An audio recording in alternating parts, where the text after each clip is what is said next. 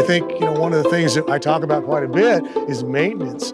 When you're doing metal and you're doing this LP and it's painted with paint that's going to last you 10 to 15 years, it really cuts down on the amount of stuff, the amount of maintenance and upkeep that you have to do to your tiny house.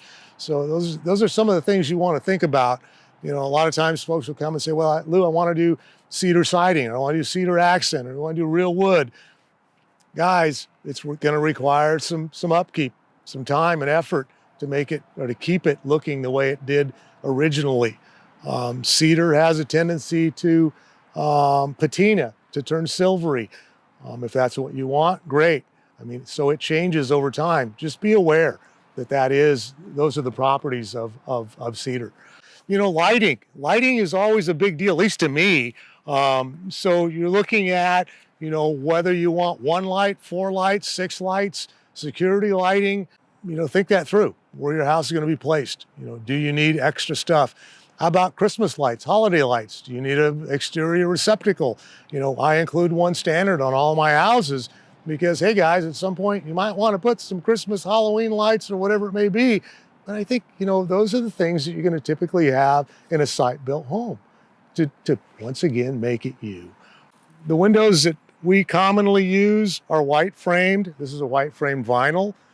But they come in a lot of different finishes and colors, guys, whether you want them bronze or black, or tan, entirely up to you. Now, there's a cost factor. When you start going off the beaten path, you start doing custom stuff, it gets pretty expensive. These bigger windows get pretty expensive. So, you've got to consider all those elements as you go forward. If you want to go down to some of the big box stores and buy the windows from there, plan your build around those sizes before you get too far off the beaten path and find yourself in a very expensive category. So, those are all things that you want to think about. A lot of times people will come and say, hey, I really want a tall roof pitch. I really want something that goes like that. Keep in mind you're limited with a typical tiny house as a travel trailer, and that's what you're seeing here, to that 13.6 in height. So as you increase that roof pitch, you're decreasing your sidewall height.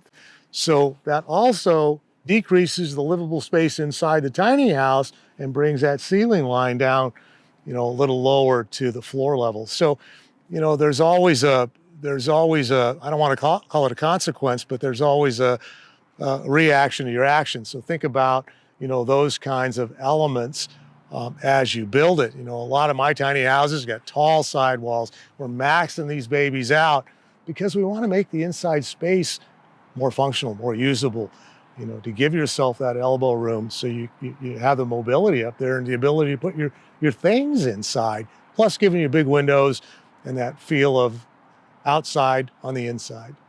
But closing thoughts are, as I say all the time, it really is up to you as an individual.